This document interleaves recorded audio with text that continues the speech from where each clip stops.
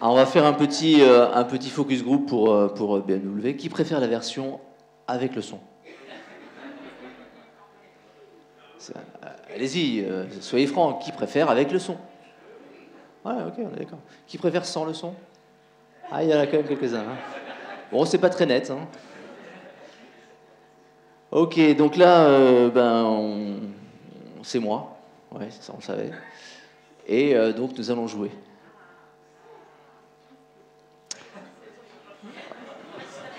C'est important pour l'entrepreneur de jouer. Alors, vous avez vos petits carnets, et on va faire une suite de tâches. Donc, il faut récupérer son petit carnet, son petit stylo. C'est des tâches complexes, qui demandent une grande concentration, et tout votre esprit compétitif. Alors, le carnet, vous allez le prendre à l'horizontale. Déjà, c'est un premier test. Horizontal, vertical. Je vous donne un truc. Horizontal, c'est comme la ligne de l'horizon. C'est comme ça que je me souviens. Et là, on va faire 3 traits verticaux afin de faire 4 colonnes. Là aussi, il y a des sujets. Hein, on fait une clôture, on met des piquets. Ouais, non. Est-ce que vous êtes prêts? Vous avez vos colonnes, c'est bon. Alors là, vous allez avoir, mais c'est pas pour maintenant, mais c'est pour vous montrer, ça c'est le chrono. Et vous noterez quand vous aurez fini la tâche, à combien vous en êtes du chrono. Donc on va commencer la tâche. Alors attention, c'est compliqué. Le plus rapidement possible. Sans faute, sans faire d'erreur. On écrit l'alphabet sur la première colonne de A à Z. Et vous notez le temps en bas quand on finit. Top, c'est parti. Allez, vite, vite, vite, vite, vite. Notez votre temps quand vous avez fini.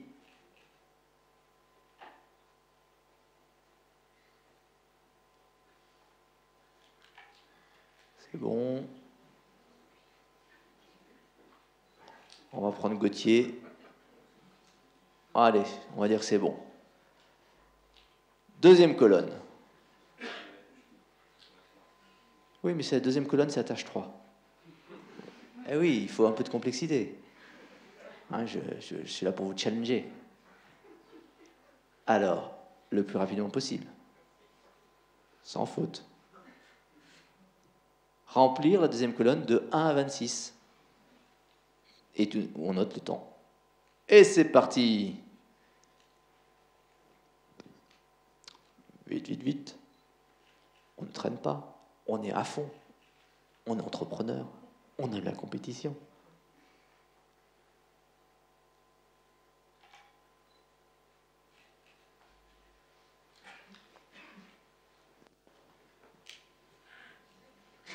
Il y en a, je ne sais pas comment ils font. Ils ont déjà fini. Ok, Gauthier a fini. Si Gauthier a fini, tout le monde a fini. C'est le Benjamin. Pour les autres, c'est un peu les boules. Vous êtes plus lent qu'un gamin de 12 ans. Le plus rapidement possible. Sans faute. Cœur, carreau, trèfle, pique. Cœur, carreau, trèfle, pique. Cœur, carreau, trèfle, pique. 26 fois. Enfin, 26 items. À écrire ou dessiner, comme vous préférez. Puisqu'il faut faire le plus vite possible et sans faute. Et on note le temps en bas qu'on a fini. C'est parti.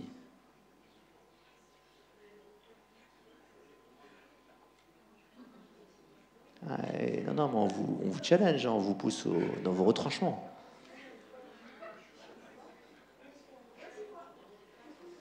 Il faut 26 signes. 26 signes. Divisé par 4. Ça doit faire entre 8 et 9 fois. Ah oui, entre 6 et 7.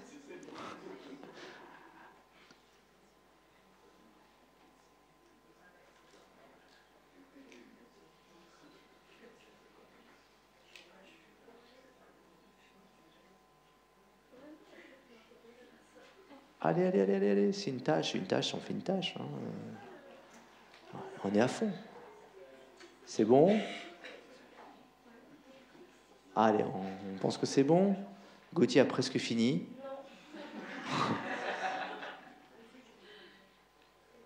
Cette série, t'as fait? Ah, il faut que ça fait 26. Allez. La tâche numéro 5. Le plus rapidement possible. Sans faute. Remplir la 4e colonne avec une suite de rond, carré, triangle, losange, étoile. Rond, carré, triangle, losange, étoile. Et c'est parti.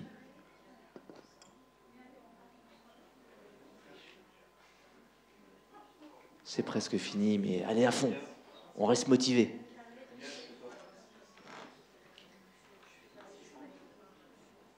On fait 26, donc divisé par 5 cette fois-ci. Un peu plus de 5.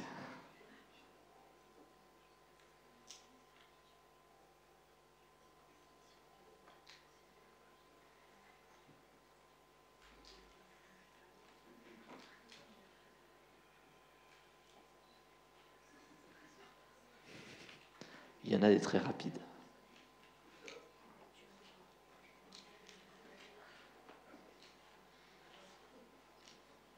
Vous notez bien le temps en bas. Hein. Ah oui, il ne faut pas oublier de noter le temps à chaque fois. Sinon, vous faites partie des losers. Hein.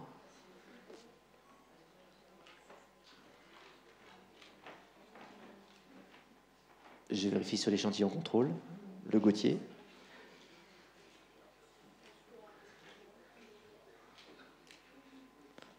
On va dire que c'est bon. Ok. Oh. On n'a plus de colonne, hein? Bon. Donc maintenant, on va additionner vos temps. Donc c'est là, ceux qui n'ont pas noté leur temps, 2 minutes. Qui a gagné? Alors, les temps, c'est quoi? 87, 80, 71, 67, 67 là-bas. Qui dit mieux? Ah, c'est pas mal. Bon, mais c'est pas fini. C'est pas fini. Donc on prend une nouvelle feuille. On refait 3 traits pour faire 4 colonnes. Ah, je sens qu'il y en a qui commencent à voir venir le truc. Donc vous avez votre nouvelle feuille, vous avez les 3 traits, vous avez les 4 colonnes. Vous connaissez ce minuteur. Et donc, le plus rapidement possible. Sans faute. Remplir ligne par ligne, pas par colonne, ligne par ligne. 1, A, cœur, rond. 2, EB, 2, carré, carreau, carré, etc. Je ne vais pas tous vous les faire. Et vous notez votre temps en bas quand vous avez fini. Et ouais. Et c'est parti. On fait moins les malins maintenant, hein. Et on ne fait pas d'erreur, je vous rappelle. Là, Joe, c'est bon, on est tranquille pendant un petit moment. On va aller voir ceux qui étaient à 67, là, je sais pas quoi.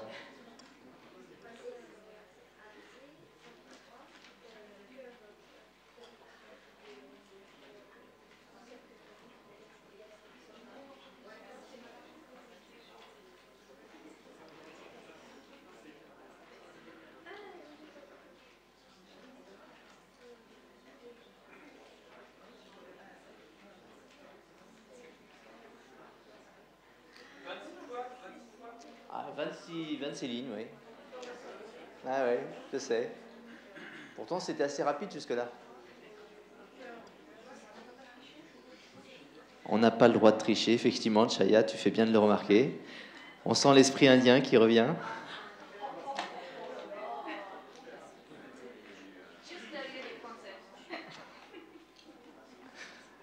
Peut-être un petit peu trop de temps en France, c'est vrai.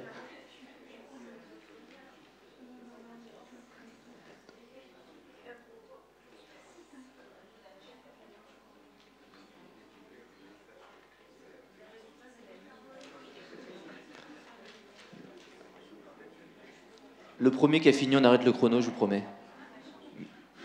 Mais on contrôle son résultat.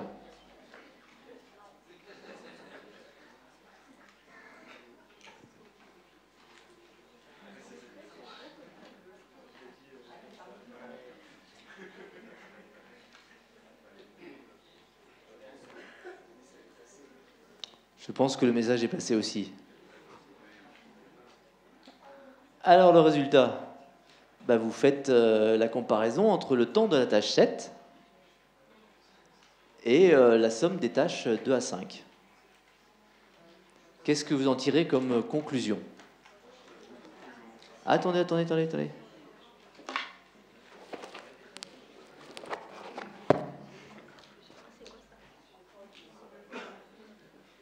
Qui a une conclusion? Parle dans le micro. Ah oui, putain, c'est un micro. Wow. C'est le multitâche, c'est ça. C'est juste qu'on peut, en divisant une tâche, en faisant plusieurs choses en même temps, on est beaucoup moins rapide qu'en faisant une tâche en étant concentré dessus. Ouais. Voilà.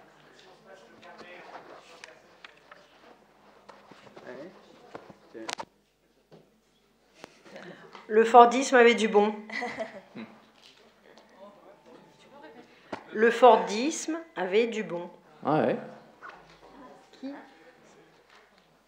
Qui veut le micro? Là-bas, derrière. C'est ne pas regarder son portable en même temps que le séminaire. Ouais, ça, c'est important. C'est une tâche essentielle, oui.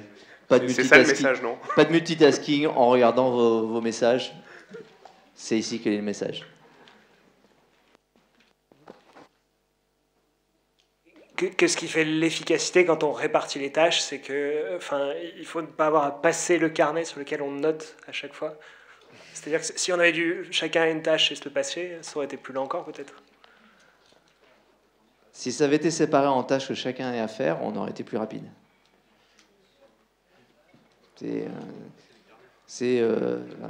Donc voilà un petit jeu intéressant à faire avec ceux de vos collaborateurs qui prétendent être plus rapides quand ils multitâchent. Pour information, on a noté que les gens qui multitasquaient régulièrement avaient 5 points de QI en moins. C'est beaucoup, 5 points de QI. Alors, je peux vous faire passer, c'est une étude qui a été faite en Angleterre.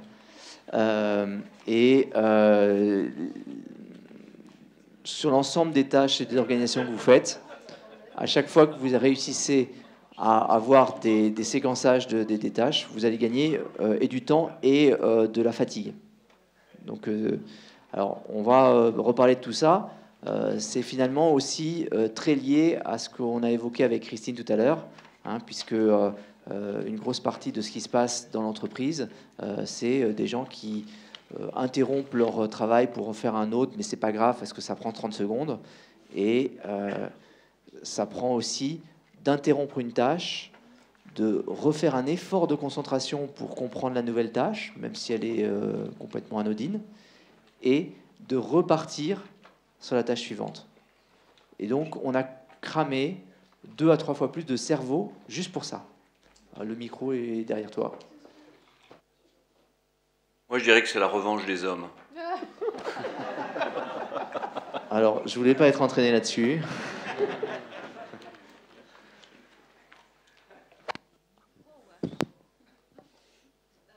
Attention. Je pense que peut-être l'idée c'est de l'automatisme et dont la notion de est-ce qu'on a le temps de tricher, c'est quelque part les tâches qui sont automatiquement parlant, du A jusqu'à Z, c'est automatisme. On n'est pas obligé de réfléchir Et c'est peut-être ça aussi, quelque part, à penser. Mais les tâches, besoin de réflexion, nous ne pouvons pas être dans l'automatisme. Et quelque part, on oublie ça parce que la tête a besoin, quelque part, cet automatisme pour aller plus vite. Alors, techniquement, on passe effectivement d'une tâche qui est une tâche qui est faite en automatisme, c'est-à-dire avec le système limbique, qui est la partie la plus rapide du cerveau.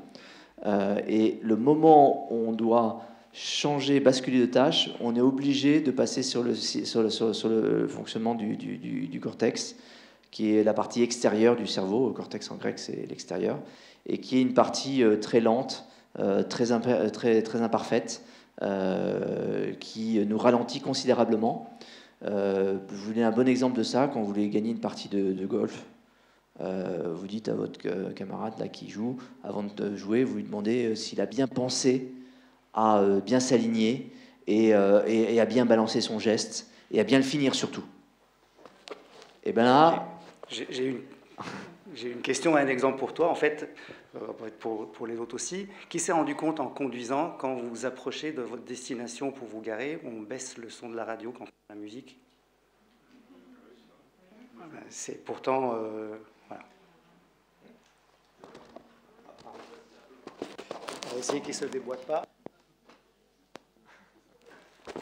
Oui, merci pour ce petit exercice. J'avais juste deux petites références à partager avec vous. La première, c'est un article de Joel Spolsky qui date de 2001, qui raconte exactement ça, sur le multitasking considéré comme dangereux pour les développeurs. Joel Spolsky, enfin les développeurs et tout le monde, hein. Joel Spolsky, c'est le fondateur de Stack Overflow et Trello, pour ceux qui connaissent ces outils-là. Et il a fait un article très intéressant qui explique les dangers du multitasking en 2001. Et à propos de ce que vient de dire Jean-Christophe sur le cerveau limbique, enfin, je ne suis pas du tout spécialiste, mais j'ai lu un livre très intéressant de Jean-Philippe Lachaud, je ne sais pas si certains d'entre vous connaissent, qui s'appelle « Les petites bulles de l'attention », et ça résume exactement ces histoires d'automatisme et de capacité de réflexion. Merci. Pour revenir sur une référence qui m'avait marqué, c'était en intervenant, c'était Michel Constantini, l'entraîneur de l'équipe de France de handball, qui disait au sujet de l'entraînement, finalement, à l'entraînement, ce qu'on fait, c'est qu'on répète les gestes jusqu'à ce qu'ils ne soient pas parfaits, mais qu'ils soient instinctivés. Il avait employé un verbe, il disait, lorsque ces gestes ils sont sous-cortalisés, c'est ce qui permet de libérer la créativité. Et donc je pense qu'aussi, le fait de ne pas être en multitâche et d'être dans cet élément-là arrive à ce niveau d'entraînement de gestes. Oui, donc les spécialistes du sport parlent du surinvestissement, qui est le moment où on est dans un geste qu'on a besoin de conscientiser. Et tous les gestes que vous avez besoin de conscientiser sont complètement inefficaces. Moi, j'entraîne des boxeurs. Leur premier match, ils ont toujours l'impression de taper au ralenti.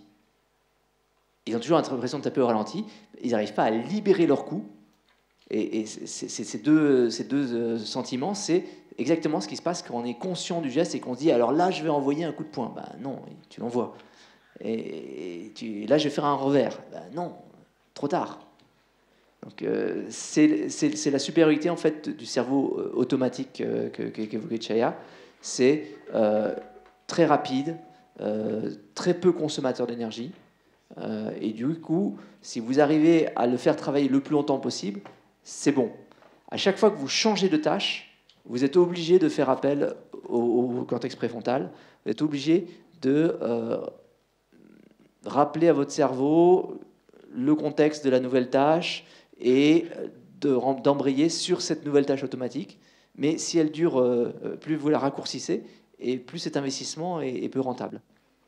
Et donc ça explique qu'on peut être très très fatigué à une fin de journée simplement parce qu'on a répondu à tous les 30 secondes à ses emails, alors que finalement les emails, il vaut mieux les mettre 1 heure fin de matinée, 1 heure fin d'après-midi, et on a fait la même chose.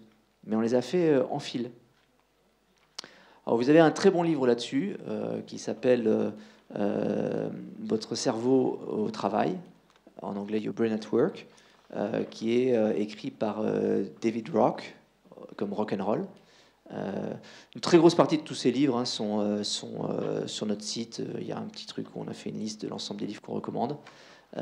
Donc il raconte l'histoire de monsieur et madame tout le monde qui vont mal utiliser leur cerveau et comment ils auraient dû l'utiliser.